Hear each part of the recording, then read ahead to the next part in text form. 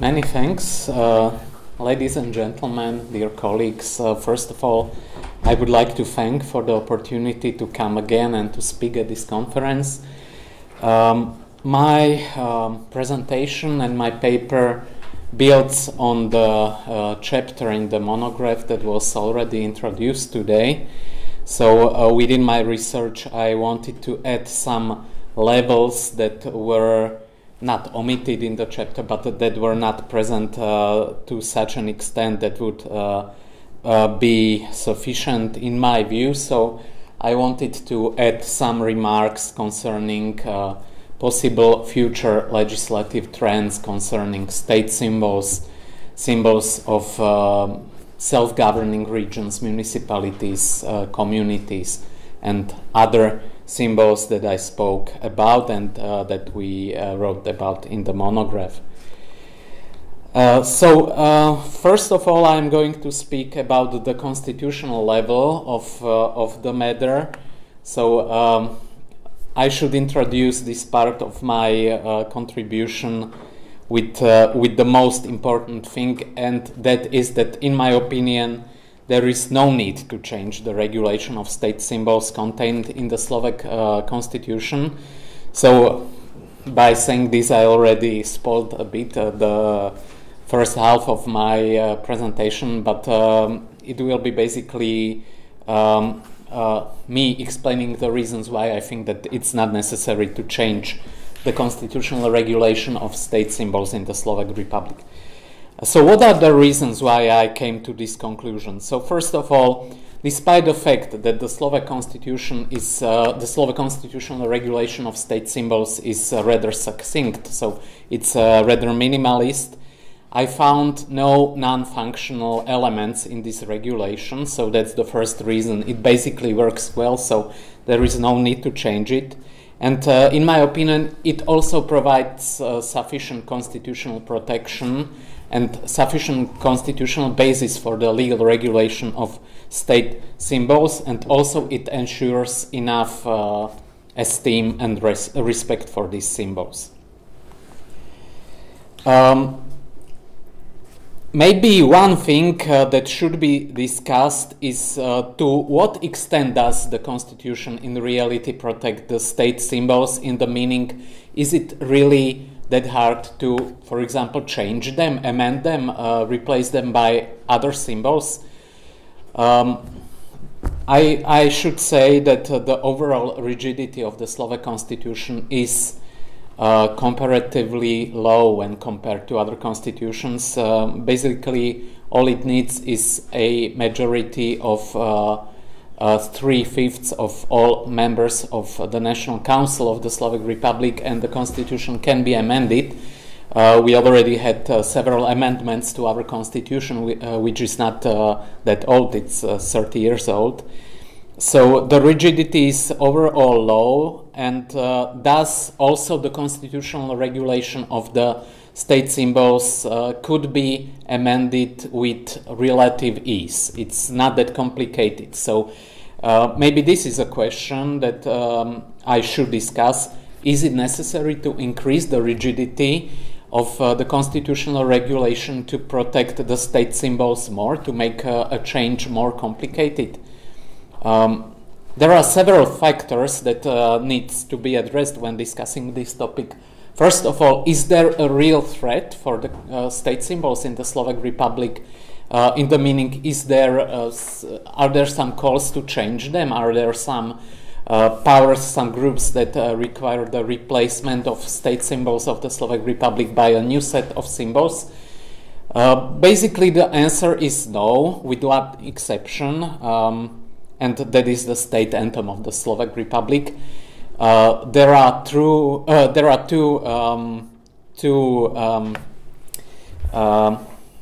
voices, let's put it like that, in the discourse on state symbols when it comes to a possible change of the state anthem. First of all, there are some suggestions to replace the existing state anthem, that's Lightning Over the Tatra, with another song, another hymn song, for example, Aká si mi krásna, how beautiful you are, or some other hymn song, because the current state anthem is considered to be a bit too revolutionary, and since the Slovaks have achieved their struggle to have an independent nation state, it seems to some as being outdated. That it's not necessary to have a revolutionary song as a national anthem or state anthem anymore.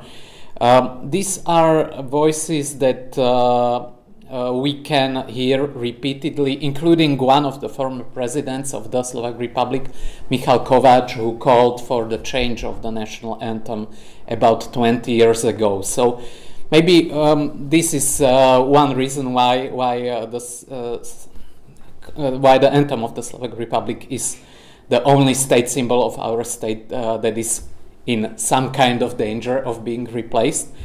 And the other topic is a possible change of text. There were, and maybe there still are, some discussions concerning only two monosyllabic words in the anthem, but these two monosyllabic words totally change the overall message of the anthem. First of all, it's the verse "Let's stop them against let's stop us." It's in the verse either "Zastavme ich bratia" or "Zastavme sa bratia." That means let's stop them brothers, or let's stop us brothers, or let's stop brothers, or let's pause brothers. So of course this is a very different message, and the other different message is who should be stopped. Or who will disappear after they will be stopped, because there are two possibilities. It's either veď sa oni stratia or veď sa oni stratia. Oni versus oni. Oni means group of persons, and oni probably would refer to thunderstorms. So it's a small difference, but with a huge semantic impact. So because of this, these are probably the only discussions I am aware of as of now when it comes to state symbols in the Slovak Republic. So basically they are not in danger of change as of now. But of course, in the Central European space, we know that it can happen very fast, that for example, some political powers could arise that would require the change of state symbols.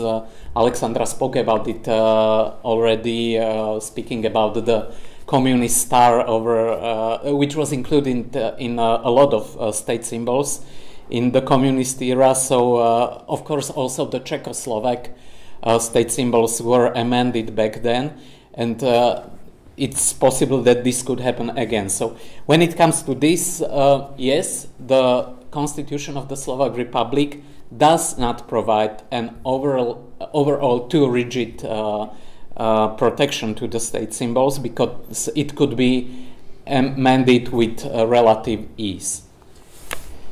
But of course, is the necessity to protect the state symbols, should the necessity to protect the state symbols be the reason to increase the overall rigidity of the constitution of a state? In my opinion, that would be an overkill, because I do not want to diminish the importance of state symbols. Of course, they are extremely important, but when it comes to values that are expressed, and rights and obligations that are expressed in every constitution, in the end, the symbols are probably not the most important. They are not the core of the material core of a constitution. They are important, but for example, the protection of basic rights and freedoms is probably more important. So should the requirement arise to increase the rigidity of state symbols, it should be the rigidity of the constitutional regulation of state symbols. It should be discussed in a broader picture, not only concerning the state symbols, but of course the rigidity of the constitution as a whole, and this is a very complicated and also sensitive issue, so I would not suggest to change the rigidity of the constitution just to protect the state symbols more. It should be a part of a broader political and legal discussion. Another thing I need to mention is that in my opinion, no matter how rigid the constitution is, should there be a dramatic change in a social and value paradigm in a Slovak society or any society, not even an extremely rigid constitution would and could prevent a change of state symbols. Basically, should, for example, some totalitarian government come to power, I don't think a rigid constitution would stop them in changing the symbols. And in such an event, I don't think that the question of state symbols would be the most pressing issue. Should, for example, deep change happen in the political paradigm of our society, I am afraid we would solve other problems and not state symbols. Another thing I wanted to add is the fact that the nature of state symbols is by nature a posteriori. So the state symbols always reflect some social and political reality in the state, and if such realities should change fundamentally, of course the symbols will change as well. Not even a very rigid constitution will be able to prevent such a change. So, as I have already said in the beginning, my conclusion when it comes to constitutional protection of state symbols, I think it's sufficient, it's functional.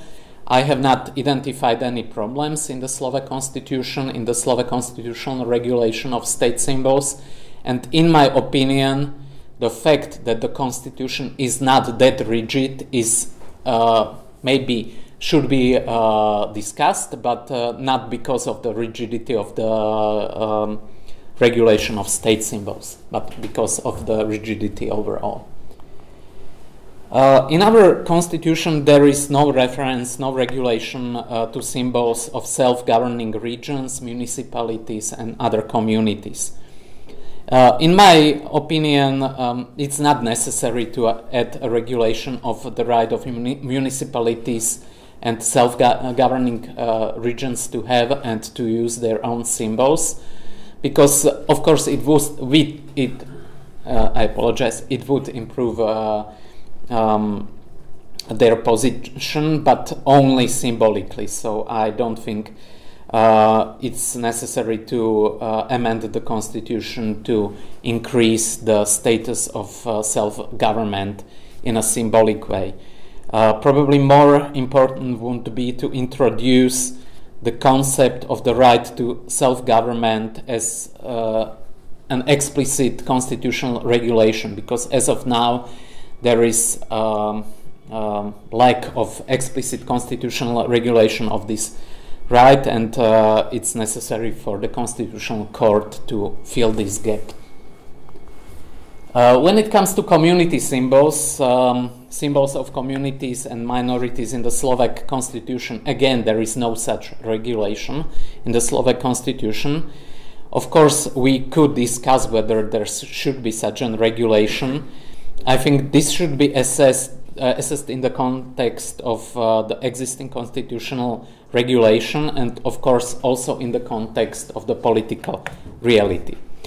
When it comes to rights of persons belonging to national minorities, the paradigm of the Slovak constitution is that this regulation is aimed at individual rights of subjective nature, and the bearers of these rights are natural persons and not their associations. So, in my opinion, an abstract constitutional regulation of the protection of national community symbols would require to change this paradigm, to change this concept to some extent.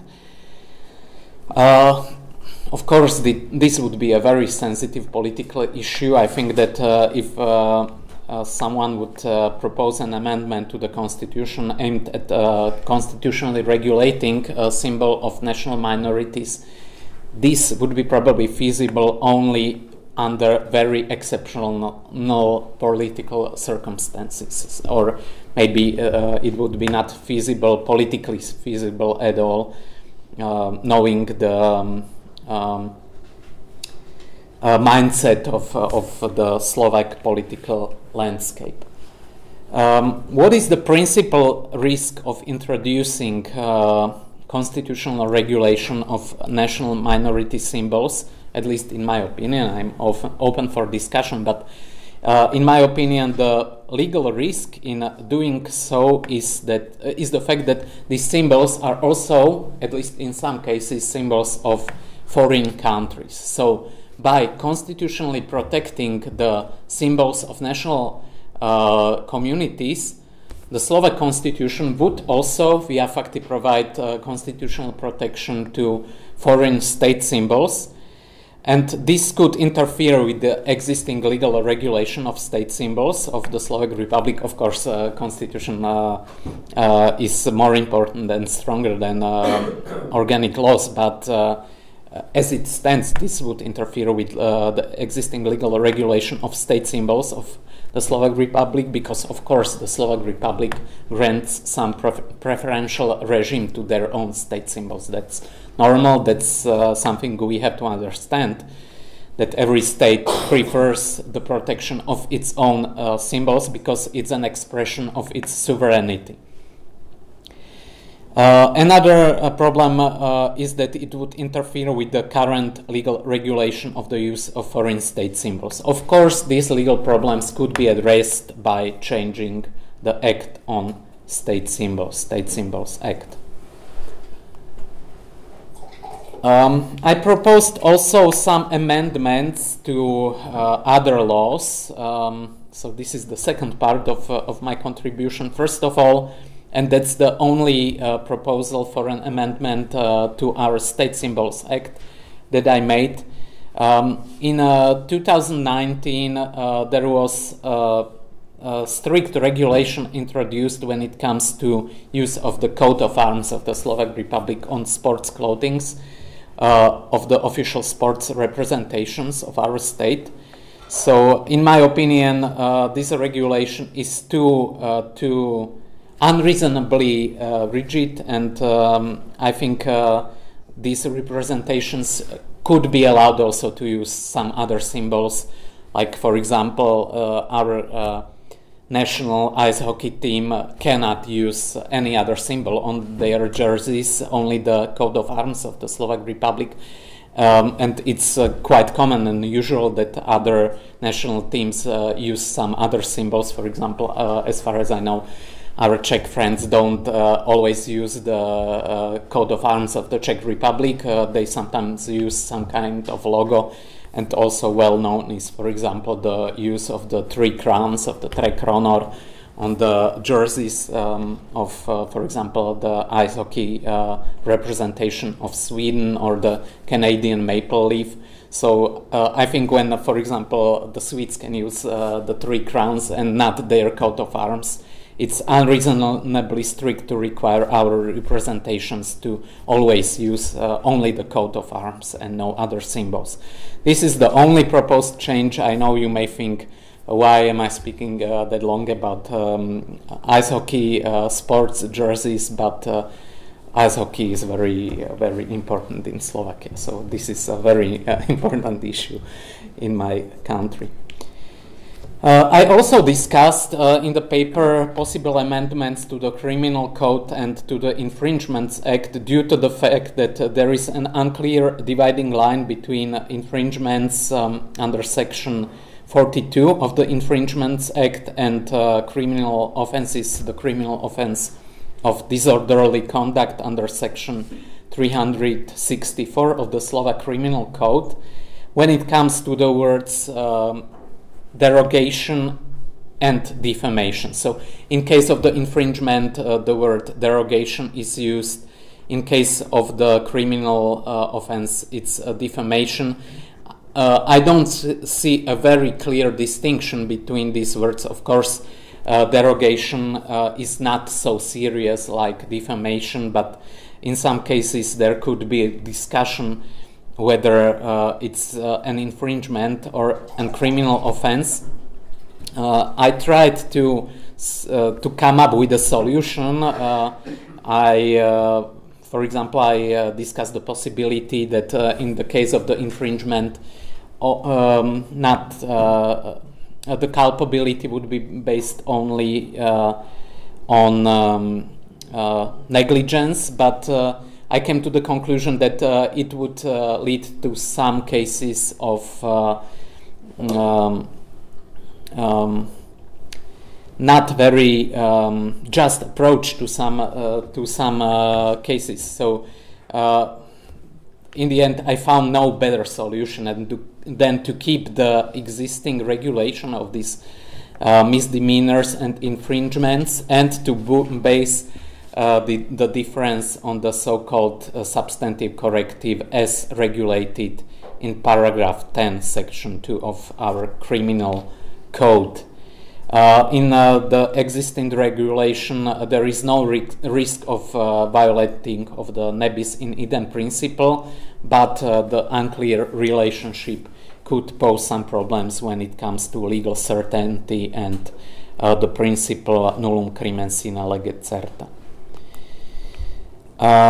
Another amendment I proposed is a creation of a new separate criminal offense protecting state symbols. The reason why I proposed it is that the value that is protected in this case is quite different compared to other subtypes of the crime of disorderly conduct. So it's basically not only public order, but it's the dignity of a state symbol, which is a value per se. So I think it would deserve a special protection under criminal law, and thus I suggested a new criminal offense.